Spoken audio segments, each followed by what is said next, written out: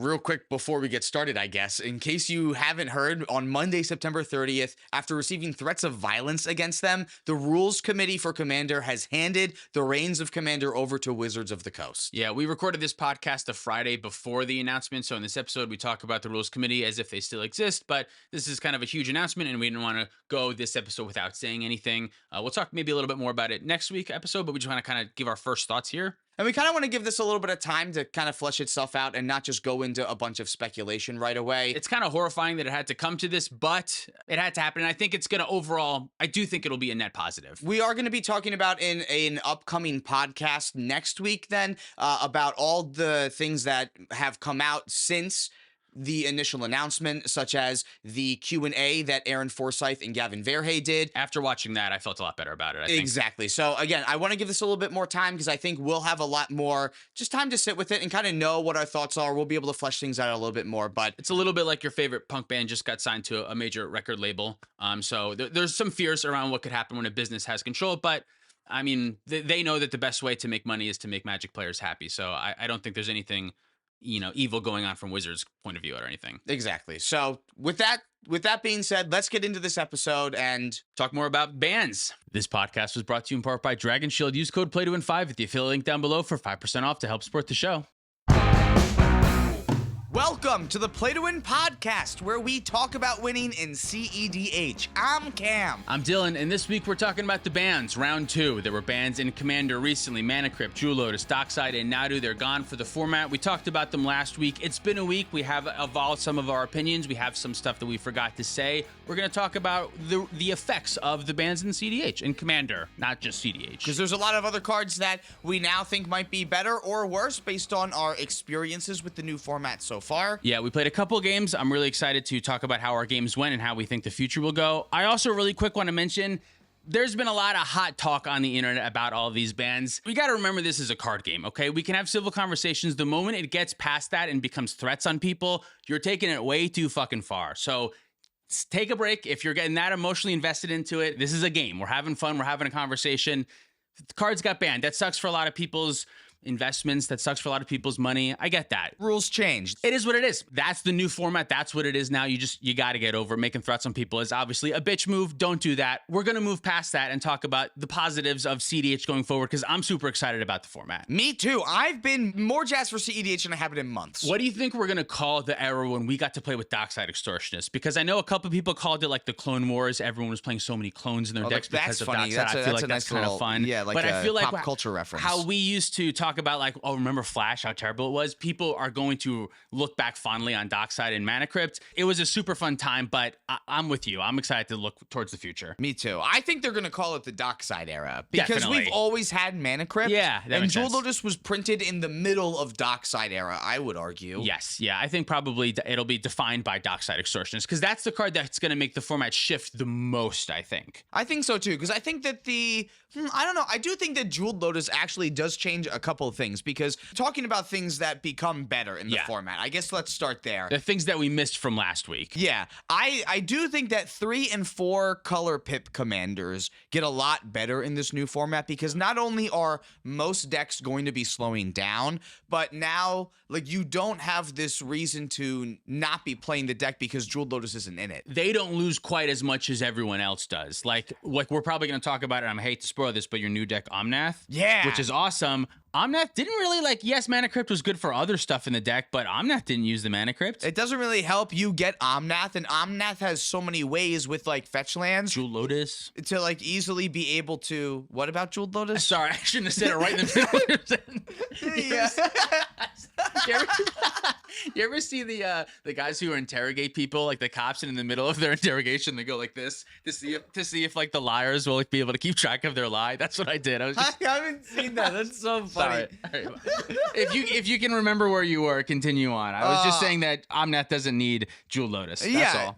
It doesn't need Jewel Lotus. It kind of helps you get him out, but so does it's basically just a Lotus Petal, but only for your commander in the deck.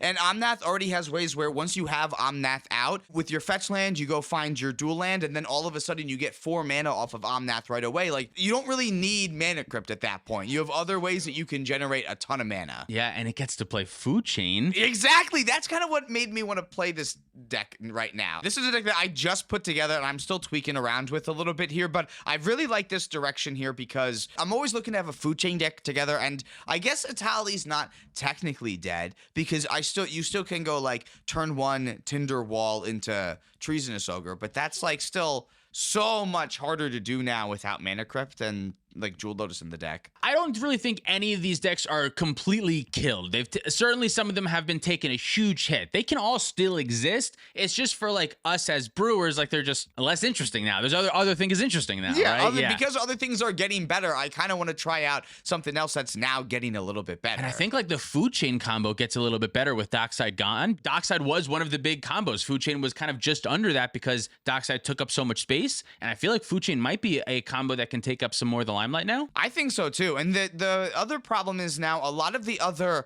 powerful ways in the format to make infinite mana without playing dead cards are setting up like 3-card combos because it requires Teferi, Displacer Kitten, and your Soul Ring. Yeah, that's true. Or even like in this deck, now because Dockside's not here, you can't just go Dockside and Emil. Now you have to go Emil, Derevi, and Gaia's Cradle to make infinite mana, right? So I kind of don't want to only be relying on that one way to make infinite mana. I want to make sure I have like a way that with 2 cards I can just win with my commander. Do you think we're not back to Dramatic Reversal Isochron Scepter times, are we? Oh boy. Honestly, we might be. Like, the more that I think about it, the more that I think we're just flashing back to 2020. Yeah, and I don't know if that's actually how it's going to play out, but like that's the only place for our minds to go, I feel like. So that's where we're thinking like it might go. Except this time we have the One Ring and Orcish Bowmaster, and those are like the real deal additions that we've gotten since then that like really have impacted cEDH in a major way, I would say. Yeah, the One Ring works pretty good with the Dramatic Scepter combo. I guess we also got like Opposition Agent at the same time that we got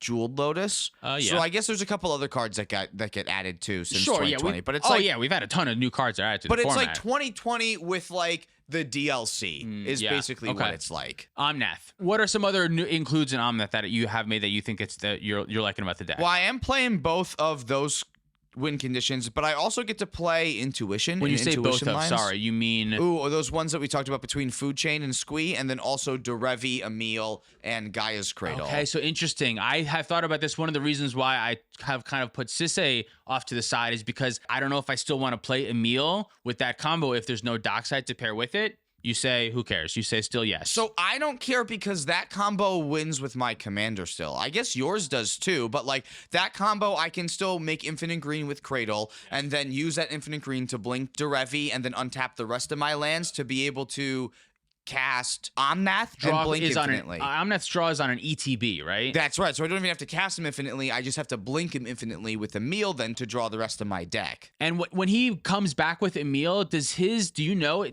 like land count thing reset? Yeah, because it's a new instant. It's like Nadu. Like when you would clone Nadu and make a new instance of Nadu, all of those abilities have a new instance. So you have like, if you have a way to get a couple extra lands, and if you're able to gain the life, make the mana, use the mana to have Emil blink your Omnath will draw you a new card, and if you're able to get another land and a fetch-in or something like that, you can gain life and make 4 mana again, basically. Yeah, the first time that a land enters, you gain 4 life. The second time is when you make 1 of each mana that he costs. I think I like that more in Sisay then, because then Emil still does something extra with your commander. Yeah, exactly. I like that. Okay, cool. Yeah, so I don't think it's a little bit more clunky because you can't just go off with Dockside. But again, that's why I do like adding Food Chain in here too. And then you have the Intuition with Breachline stuff. Yeah, and Intuition can also find you Food Chain, which is also really nice because it finds you like Food Chain, Eternal Witness, and Savine's Reclamation if you already have Squee. No Noxious Revival at the time of recording? I don't have Noxious Revival at the time of recording, but again, like I can even get Savine's Reclamation, Squee, and Food Chain as a pile, and that can still be a way way to get food chain if I don't have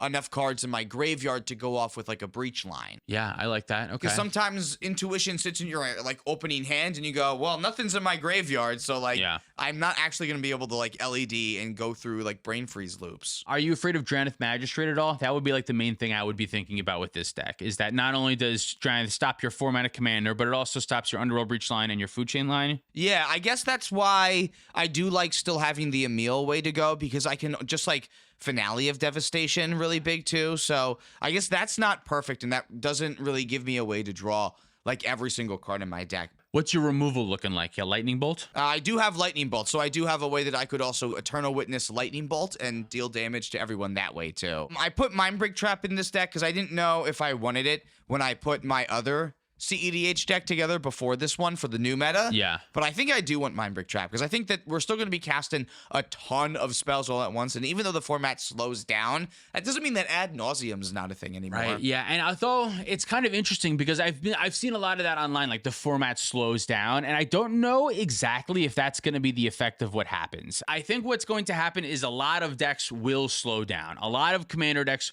will slow down. The decks that really needed the extra push of huge boosts of mana from Jewel Lotus, Mana Crypt, and Dockside, those decks will slow down. But the really fast decks that have 50 cards in their deck that all make 2 to 3 mana, they don't lose quite as much from this because all of the cards kind of do something similar to what Mana Crypt, Dockside, and Jewel Lotus do. So decks like Rogsai, I don't think Rogsai actually gets much slower. It was so funny. The very first game that I played after these bans, I played Rogsai, and I won seat 1, turn 1 immediately with like a Jessica's Will. It was like an incredible win. That's so perfect. I also lost then 3 games in a row. I was still able to present turn 2 wins, but my opponents had counter magic and interaction. They were able to stop me all those times. Although I do think a lot of commanders will slow down, I don't know if like the format will slow down. I'm not sold on that yet. I think the fast decks just don't lose as much. So the decks that will continue to win are just the fast decks now. Well, I think what really happened is that I'm thinking now, and again, this is like 5 days after the ban came up. So we're recording this the day that our last podcast came out. Exactly. For reference. Yeah. So where I'm at, I'm thinking that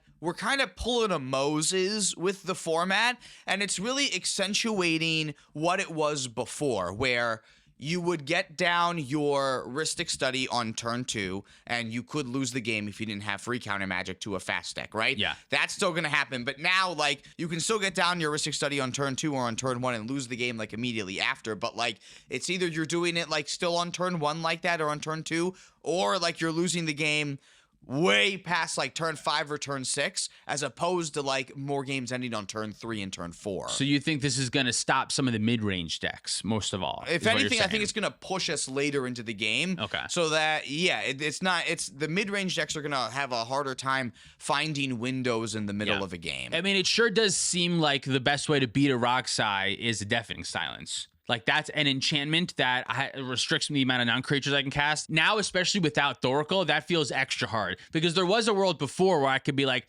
okay, there's a Deafening Silence, but I can still cast Dockside. My one non-creature is this Tainted Pact, and then Thassa's Oracle. And I can still, like, there's a world I can still set that up. But now, without the Dockside, that becomes a little bit more tricky to set up the blue, and the black when you have a Deafening Silence. To me, it does feel like the Rule of Law effects, I wonder if they'll see more of a comeback. I wonder if, because of the threat of stuff like Rogsai and other fast decks, I think Diata is another fast deck that might get a little bit better now because it didn't need Mana Crypt and Jewel Lotus quite as much. I wonder if those type of decks will start winning more tournaments now. Yeah, I could definitely see that. The only other card I want to point out from Omnath real quick is Crop Rotation, because this is like kind of a nuts crop rotation deck. What are your targets? The main ones are Gaia's Cradle. I do play Emergent Zone as my main way to win at instant speed now. I put Urza Saga in the deck. I feel like right now in the format, I kind of want to find Soul Ring a lot more often. Sure, yeah. I do play Teferi Kitten in the deck too, so I want to make sure that I have like rocks at all times that will be able to make a mana of any color if I need to, potentially as well. Okay, yeah, you have more 2-color rocks, 2-mana rocks than you might normally have, right? That I do too. Yeah, I have 5 2-mana rocks in the deck right now, and that's I think more than what I was playing before. And I'm also on Talon Gates of Madara too. I like that one. I think that seems really good. I like it as protection, and it can also not only like interact with something, but also make me 4 mana for my Finale of Devastation to go get Emil. Oh, sure. You can also put it into play for 4 mana. So you can pseudo ramp a land into play once you make the 4 mana with your Omnath, right? I can fix my mana too that way because it's 4 generic mana just to put it into play. If that's my second land, Omnath triggers makes me 4 mana. Zoop, there you go. Yeah, you can turn your Soul Ring. Yes, that's true. With it in your hand, you can turn your colorless mana into extra Omnath mana. That makes sense. I like that. That's pretty cool. Okay. There's some stuff here that's probably going to make your brain feel a little bit large. Yeah, definitely. So I've been thinking about this deck a lot, and I'm really excited to try it out. Last time we were talking about Tymna Thrasios. Yes. You're taking it apart. Well, I took it apart to take the real cards from the deck and put them into Omnath. Okay. But I think I do want to fill up the rest of that deck with proxies, though. How did your first few games in the format with that deck go? Medium. Medium. Very medium. Yeah. The first I played 2 games with it. The first game felt great at first. I was able to get Seedboard Muse down with Thrasios, and I got a turn cycle with it. But the table had too much interaction and was able to get rid of it pretty handily. Okay. And I was able to like present win conditions, but it was way later into the game after a lot of other players had drawn a bunch of cards. I wasn't really able to get there. Game 2 went even worse because I kept a hand that was Imperial Seal for Mystic Remora. I was in this game. You were in this game, yeah. And I wanted to turn 2 Mystic Remora, and I fought you pretty hard over this. You had all of the interaction in the world for it. I had 2 pieces of interaction because you had Swansong backup too. Which I didn't even want to use. I was contemplating not even using, but I was looking at my hand going like, I need more cards. And if you wanted Fish to not resolve so bad, I needed to make sure that it resolved to help stop you. Yeah, in my hand, I remember I had Beseech the Mirror as well as Born Upon the Wind. So I had a way to get Necropotence, Born Upon the Wind, and the mana to do it on my turn. So I was like, I could use my Force of Will to protect what I have, but if I'm going to feed your fish so fucking much with my line just to make that happen. So like I felt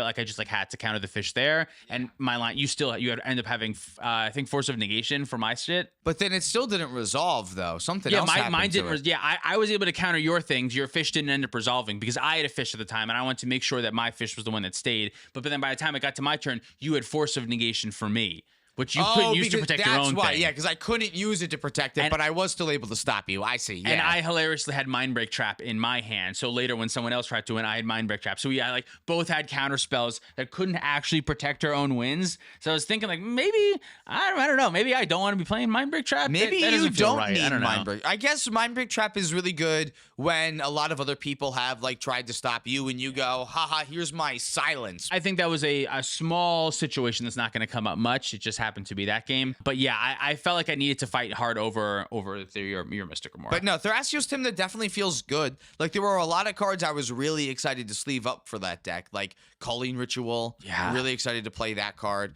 Really excited to try out like the Swift reconfiguration, Devoted Druid, and Machine God's Effigy combo too. I think those are good ones. I like that. Especially with Thrasios at your helm. I've been hearing a lot of rumblings that like Thrasios Vial Smasher might be a little bit better too, but I really don't know what that deck does. Yeah. What do you do? You had 4 years to figure out what you did, and you still don't do anything. I feel like the same could be said about the Tymna Thrasios decks, though. I guess, yeah. But like Thrasios Tymna could always do everything and still be good. Yeah, that's Vial fair. Smasher has always not been good. I think that, yeah, I feel like since Curiosity was too slow for the format, the deck has been not so great. But Yeah. maybe now, I don't know. Maybe now. What else is better? Diata, Rogside, we spoke about those a little bit. We did talk about like 3 and 4 color pip commanders, stuff like Kess, that kind of stuff too. Yeah. Although I don't think Kess can ever really be better in the shadow of Rogside. I feel like all the Grixis decks kind of have to compete with that a little bit. You can be better. You can still be bad, but you can be better. I don't know about bad. What do you mean? Well, not that it's bad, but you can like still improve in the meta.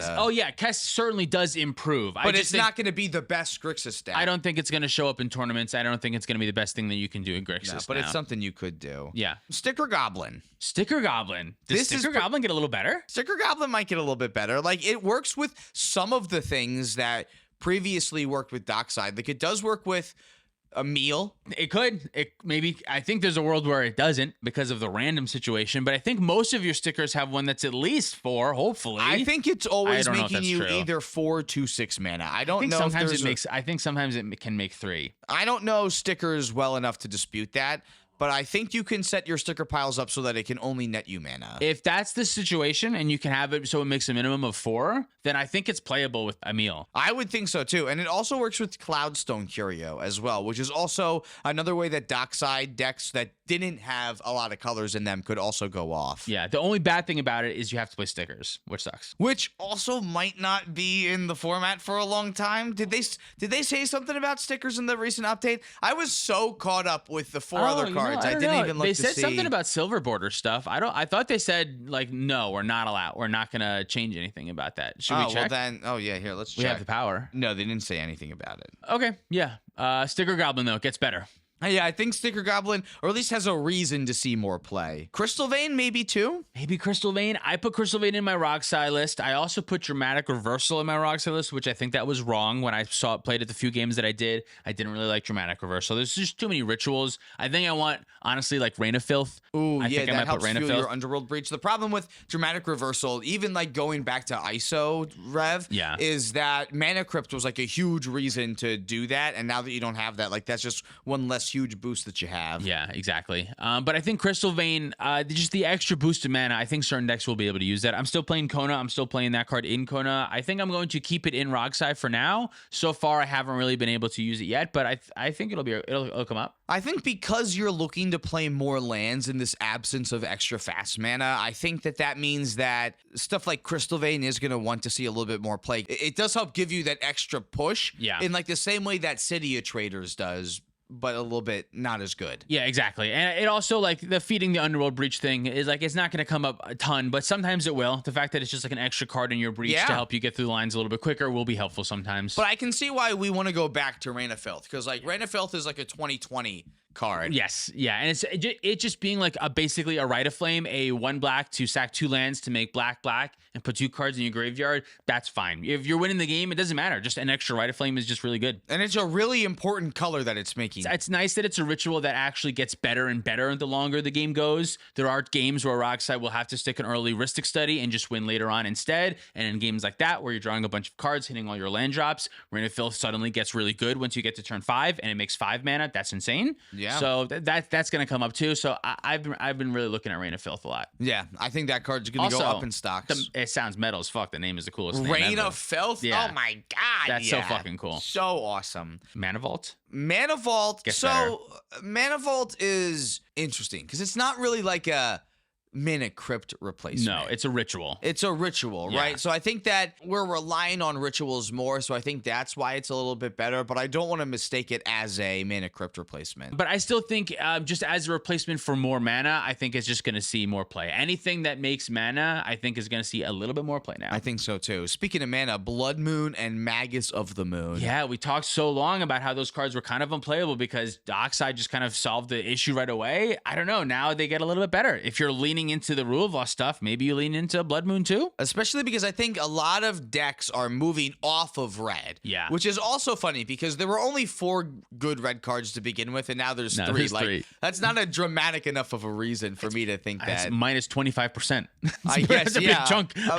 That's like if Blue lost 15 cards or something. I guess, but like I feel like that's a reason to cut Ragavan from a lot of your decks though too, right? So I really? feel like you would go down. Like Why do you cut on Ragavan? I feel like if you're in red, you would need Ragavan even more now. if I'm only using red for win conditions. Maybe as you opposed cut to, red like, as a color. I guess what I mean by if I want to cut Ragavan, it's because I don't want to have red on turn 1. Like red is a color that I want to make sure that I have later in the game for when my graveyard's fueled up and I want to have my Underworld Breach ready to go. That's fair. And without Dockside being something that I can do on turn 1 to get me 6 mana and get me like back up into the game, like I still want to play red, but I want to play like Deflecting SWAT. Yeah. Like the Pyrokinesis. That's a bad one now because I have to be pretty heavy red for that. Yeah. But like I'm less interested in having red mana on turn 1 and more interested in having red mana later in the game. I think, yeah, maybe that makes sense that Ragavan maybe doesn't go in every single red deck kind of for that reason now. Although my gut says that you want to play it more because it's just something else that makes mana. What other cards get a little bit better? I think Into the Flood Maw gets better. Oh, Like yeah. just really, and that kind of goes for any bounce spell that isn't restricted to just your opponent's things now. I think for a while, part of bounce spells being so good is not only because they could target a wide variety of things, but oftentimes you would have to be able to fall back on being able to bounce your own Dockside to be a ritual, make you a ton more mana. That's not relevant anymore. No, so I think this also bumps Cyclonic Rift up too, especially if the format's going to slow down. I want Cyclonic Rift in my deck a lot more now too. I think Cyclonic Rift, Into the Floodmaw, and Chain of Vapor are still the best bounce spells. I think they've always been the best bounce spells, but I think there's less and less of a reason to play any of the other ones now. Kraken Sakashima, I don't know what you're doing. Maybe you can still play Snap. Yeah. But for the most part, I think Snap gets a little bit worse now. I mean, it's still great with Gaia's Cradle and Eternal Witness, and Snap is still a fine card. I took it out of Roxai for Into the Floodmaw. At this point now, I don't care about bouncing my own things. Untapping an Ancient Tomb is fine. I kind of just want to spend less mana right away to be able to get rid of anything that I want. I don't care about the fish. I want to be able to get rid of a Rule of Law or something exactly. like that. I don't want to be limited to just creatures. Exactly. If I know that the weakness of my deck is enchantments, I don't want to put in more things that don't target enchantments right now. I want a little bit extra help there. At the same time, I think that this also makes bounce spells a little bit worse though too. Yeah. Like I feel like at the same time I want to play Path to Exile over some bounce spells in some decks, maybe. The versatility I still think is going to be super important. So I guess that's true, yeah. I'm more interested in playing like Assassin's Trophy now. Like I still want a catch-all, but I want the catch-all to kill it dead because, the bouncing is less relevant now. Yeah.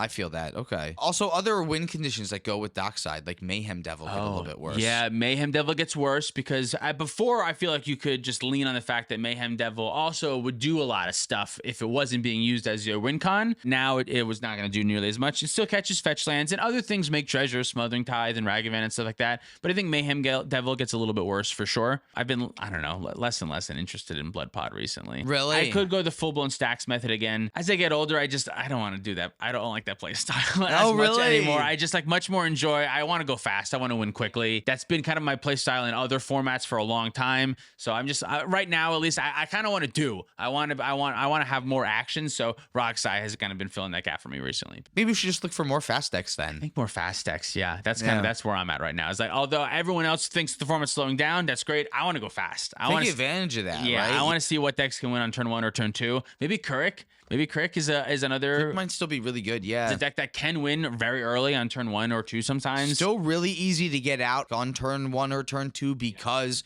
of only needing generic mana to get him out. The issue that I always compare it to is just Roxai has the option of protection. It has the option for the turn 2 wins, but it can also protect the wins. Why protect when you can win on turn 1 more frequently? Yeah, maybe that's true. Maybe just go for the turn 1. I think that's the Crick philosophy. Is that the Crick philosophy? Try to get the turn 1? Yeah, why protect when you can just win quicker?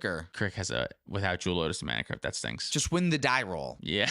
Have you thought about that? Have you thought about always winning the die roll? Yeah, you're right. Yeah. The other card I want to talk about, I think it a little bit worse, is Polywog Prodigy. Okay. It hasn't really been around long enough for me to really even know if it's good or not. I feel like you have been unimpressed with the card so far. I've seen a lot of games where it's not good, but I think that there are some decks, like I think it's still going to be pretty decent in Tymna Helms, but I think there's going to be still a lot of games where you are going to get it down, you are going to evolve it with Tymna and go, yeah, I feel really good, and then you're going to lose to something because you don't have any mana untapped. Yeah, I think the best home for this one is in partner decks that can evolve it 2 times. I think if you can get it to be 2 and it is Italian, I think now we're talking. I think at 1, it just is not going to draw enough cards as consistently. I think I'm with you. Especially with less 0 drops in the format now, it's drawing less cards than ever before, so I could see that one losing a little bit less power. Yeah, so I didn't even put that in Omnath. Like, I tried to put in as many 2-mana card advantage creature engines that I could now. Archivist of Agma's in there, the Fairy Mastermind's in there, but I didn't feel like I wanted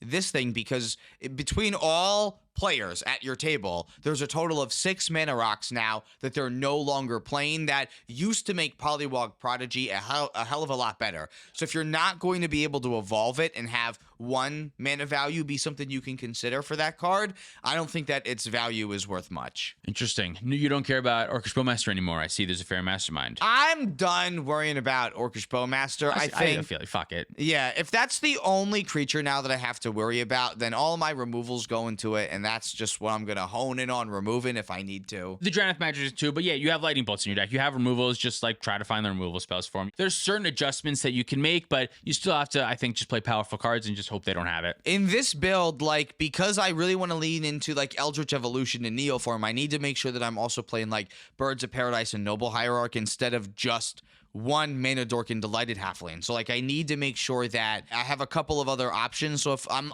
already giving up to Orcish Bowmaster and saying that I'm not going to build my deck around it. You just lose some games. Yeah, I It's think. okay. Yeah, exactly. It's not going to come up in every game. Force of Will exists. Mana Drain exists. Like I'm still going to have answers for it. Swords to Plowshares exist. I agree. I'm with you. You can't play around it entirely. I'm playing that Kona deck. It's got about 15 creatures probably or more that have 1 toughness. I just will lose to Orcish Bowmaster. Yeah, there's some stuff you're going to lose to. Although I feel like in Kona kind of cares at least about the Bowmaster because as long as I can get the Kona into play, I don't really need the mana anymore. Kona can help me keep doing it, so it's not the worst. That's true. Kona's your mana generation. Like the only way that bites you is if your creature is your tapper. Oh yeah, or if they get it before I get the Kona in play, right? But a lot of times your creature that taps has 2 toughness though, I think just one of them has 1 toughness. The rest of them have 2 or 3. which is pretty nice. Are there any other commanders that you're thinking are getting a little bit better? Again, by the time that we're recording this, it's only been a few days, so we've only gotten a few games in. I don't know. It's hard to say. I have a bunch of theories, but nothing that's proven. Just based on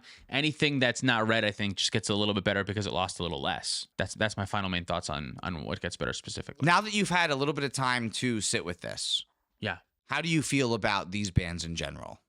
Now that we are like a little bit separated from the hullabaloo. Last time on the podcast, we were right in smack in the middle of it. Even when we recorded narration for this past gameplay, we were still pretty in smack in the middle of it. I think my final thoughts are, one, from a gameplay perspective, I'm excited. I think it balances the format. It's going to make a lot of the games look closer to each other, not in a negative way, but in like a more consistent way. As in, I think skill is going to matter a lot more now because relying on huge bursts of mana to get you a win out of nowhere, that's going to be less of a thing. So from a gameplay perspective, I think that's really fun and exciting. It feels like a jarring ban coming from Commander, like coming from the RC, when historically they've banned things very slowly, one at a time over a long period of time. And then to kind of like what seems to me out of nowhere, ban like 3 cards in a way that can no other be interpreted as a statement. Like they're trying to specifically slow the format down, which I think is a fine statement to make. It just it felt jarring for sure. Like it just didn't feel, part of what the Commander Rules Committee says is they want Commander to be predictable in a way. They want you to be able to play your decks for a long time. And this is a huge change for that. So for the people that are like upset about their shit changing, that's a bummer. And I get that. Like that does feel jarring, but me personally, I love playing the game. I was never going to sell my Mana Crypt anyway, so I was never going to see the financial value of that. My Docksides were never going, I was never going to sell them anyway. That's just me personally. So for me, it doesn't matter, but I understand where people are coming from when they're upset. That's my final thoughts. I think we should have done Nadu and Dockside first, and we should have said these other cards are on the red flag list. Watch out. I think that's what they should have done. But they didn't do that, and I don't really fault them for not doing that. I'm not their parents. I don't tell them what to do. This is how they wanted to do it, and my perspective is I'm just going to take that as positively as I can and just still enjoy the game that I love. That's Magic. It doesn't change how I feel about it. The amount of fun that I have playing this game is decided by me, no one else. It doesn't matter what the cards are. It's my friends and playing the game. I can agree with everything that you said, and I can also understand why they kind of swept all 4 at once, because last time that they did update the ban list was 3 years ago. So I could also say, like, that's a long time to have your deck together, is 3 years. That's true. Maybe that's because I'm coming from the 60 card formats. Like, I was a long time, 2-digit numbered 60 card player in terms of years. That was dumb. Yeah. 2-digit numbers. Two-digit like in 10 years plus. 10 years plus. Yes. Okay. Is what I was trying. Jesus Christ, Cameron. Yeah. I played 60 card formats for a long time, so I'm used to, even in non-rotating formats, still having things that impact my metagame that I have to adjust to. So maybe that's just because, like, of where I'm at in my Magic playing career in my lifetime here, but I can see them not wanting to ban 2 of the cards now and then have to wait 3 more years before they can ban Mana Crypt. And then more people buy it, and then more people buy Jeweled Lotus. And even though they said, hey, we could ban these, that there's powerful fucking cards. People want them in their deck. Yeah, you're right. And what that also, like, what I'm not saying in my thing is, like, that gives a little bit extra information to those who are hyper invested, because those of us who are hyper invested, we get the warning, but not all Magic players are hyper invested. They don't see that the rules committee has put these cards on a red flag list, even though the rules committee kind of did put some of these cards on a red flag list. It's been a long time since they were talked about, right? But they were. They did say Dockside, we are aware of Dockside. Even when they mentioned something about Jewel When Lotus Jewel being Lotus very was strong. printed, they said it will be a card that they have their eye on for years. Yeah, so it's like,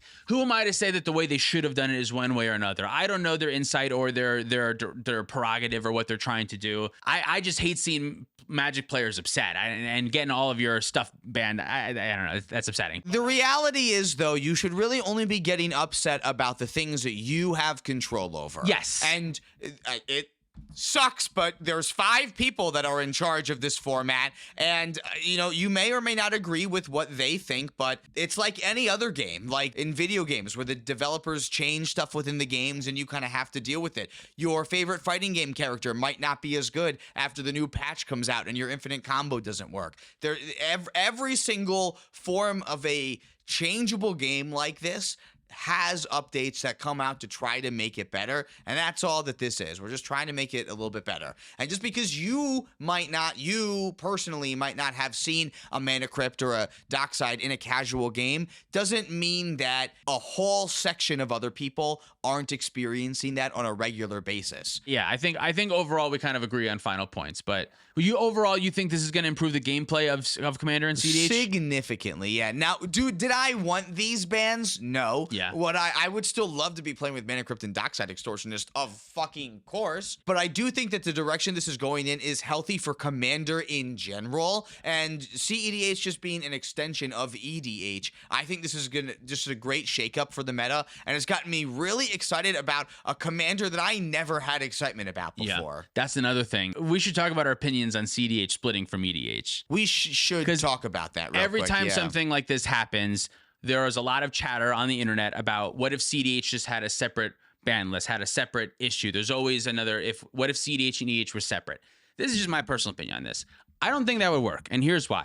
The only reason that cEDH exists is because EDH is a format in which pulling your punches slightly in order to have a more thematic, fun experience for the entire table is the essence of the game. That is what Commander is. So as long as there is an option to pull punches, there will be an option to push punches. If you split the ban list up and you make cEDH its own format, what you do is you create a new format. You create cEDH. You create whatever you are creating by separating them, and still within EDH will exist the most strong thing that you can do, which will be cEDH. It's impossible to split these two things up. They don't separate. They're the two halves of the same coin. Exactly. You're not solving the problem for anyone except for people who want to be playing cards that you can't play in EDH. Right. But again, that's no longer cEDH. And if you want to play those styles with a cEDH specific ban list, that's great. That can be like a lot of fun, and I'm all for that. But it doesn't solve the problem. It doesn't remove the coins from each other. The cEDH is still attached to EDH for as long as EDH exists in a way, like I said, that you are pulling back ever so slightly for a more fun experience. Exactly. I haven't been this excited to test a deck in years, I'll say. I gotta find a new deck too, dude. All I've had so far, I've just rehashed the decks that I have with me, and I haven't figured out a new deck that I want to play yet. I gotta figure out something. I did the opposite. I didn't rehash anything. I just scrapped everything and started fresh, and it feels so good. I got a new format. I got new sleeves. I opened up a new box of sleeves for this too. Everything about this feels just like new. Good fresh start. In this form of cEDH, and I feel like I've got a fresh start for this too, so it's given me like a good mental refresh as well. I'm still very unsure where like cEDH is going. Like, I have fun cEDH ideas, but I don't know how well they're going to end up stacking in the meta. Besides, like, I know Tim Thrasios, Kinnan, and Yuriko are going to be great decks to play. Yeah. I don't know where Omnath is going to stack up, though, in particular, after losing Dockside, but, like, also gaining the Jeweled Lotus problem going away. I'm also very excited. I'm going to play Rockside. I'm just going to say it right now. Rockside is going to be my new deck of choice. I'm going to try to make the deck as fast as I can. There's been some people on Bolas' Citadel. I'm going to be honest with y'all. I tried that years ago. I don't think that's good. Maybe it's different now. You can play less lands. That never felt good to me. So You're playing more lands now, though. Well, I did just put in one extra land, but you're playing less lands now than I was when I was playing Bolas Citadel. I see. Okay. I was on 25 or 26 lands when I was playing Bolas Citadel. Okay. Now the decks are on like 24 or 23 lands, which is still nuts, but I don't think Bolas Citadel is it. I think you have enough other good options. I could be very wrong. There's some tournament grinders that are having a ton of success. What the fuck do I know? But I'm very excited to play Rockside because I just want to go fast. I want to win on turn 1 or turn 2. I want to get back to what cEDH is for me, which is just like explosive nutso starts. And I almost just want to like prove that it's still possible without Mana Crypt. I like the idea of like the rules committee said, let's slow the format down. And then we go, nope, I'll go faster instead. Like that's fun to me. So I'm pumped for that. Challenge accepted. Exactly. Here we yeah. go. Let's see how fast we can make it instead. Yeah. Oh boy. Yeah. This is a great time to be in cEDH. It feels like after the Flash ban when you're kind of like Breath of fresh air. woo, yeah. I feel like I was choking on something. It just got lodged and I can actually breathe now. Yeah, definitely. I can't wait. I think it's going to be a great time. Yeah, me too. We should play more cEDH. We should play more cEDH. That's what we should do. What a dumb idea. I can't believe you said that. What other thing? I feel like we've been texting so much this week. What other shit am I going to think after you leave? Oh, fuck. Why the fuck didn't I say this? We texted about splitting. I'm still setting up. I'm on my way. I'm on my way. I'm on my way. I'm on my way. Hair strung Koto. What was that about? I was so tired looking up Kona cards. You sent me the worst one. I did. I said you the worst, just to see what you would react to, what you would say. Oh boy, yeah. I don't think we have much else to say. Thanks so much for watching. If you'd like to support us directly, you can do so on Patreon, like our $100 patrons. Funko K, Sparky B, Insomnia, S.E. Phillip, Old and Grumpy, Gecko21, Caleb Ritchie, Zach Hartley, Reactive, Sean in the Ice, Mark Cirillo, Stormageddon, Luke Cook, Demon of Raspberries, Peter Stewart, Cornell Wild, Uncle Butts, Nick Foles, Go to 9, Kawaja, A. Hamid, Lauren Kynell, and Baby G-Bus. If you want to pick up any of our merch, you can do that at playtowinmtg.com. Huge shout out to Dragon Shield for supporting the show. Use our affiliate link down below and code PlayToWin5 for 5% off your order. Follow us on TikTok, Twitter, and Instagram for more content. Thank you so much for watching. See you next time. Roy Turner, Orjan, Mystic Muffin Man, Jacob Bauer, Tyler Watson, Zachary Coulson, Tyler H, Mallcraft, Jabaha, Mace the Ace, Dalton Poteet, Hoboghost, Justin, Man Solo, Jacob Depp, Jan Wildfang, Thomas Bueno, and David Nelson. Yeah, everything else I want to say is going to sound like a dunk on someone, so here we go.